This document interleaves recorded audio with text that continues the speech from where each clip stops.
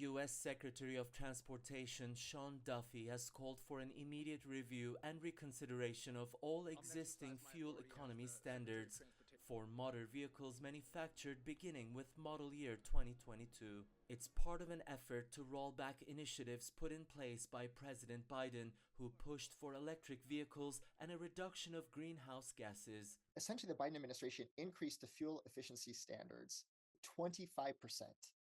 Right, from about 39.1 miles per gallon, for light duty vehicles to over 50, right? And this is like a huge increase, such a big increase that could only be made up by producing a ton of electric vehicles. The existing standards have compelled automakers to develop more efficient combustion engines and invest in electric vehicles.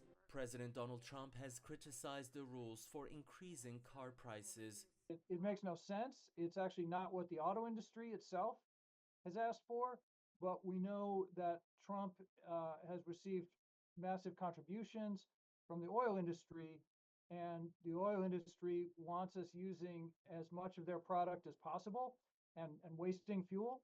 And that's what will happen if the standards are in fact rolled back. Clean energy advocates argue that any commitment made towards the reduction of fossil fuels also comes with a number of social benefits that are often overlooked. Those include lowering carbon emissions to help fight climate change, reducing the amount of toxic pollutants in the air, as well as cutting down on millions of dollars in health costs that are associated with air pollution. It's not clear how much, if any, consumers might save. A lot is riding on fuel consumption and the impact of new tariffs on imported vehicles.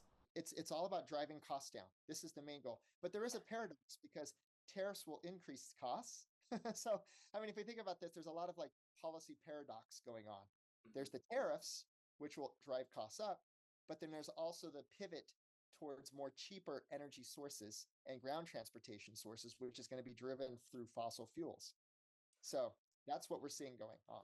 A previous effort by President Trump to reverse fuel efficiency standards during his first term was undercut when the state of California made a deal with 5 automakers pledging to improve fuel economy standards.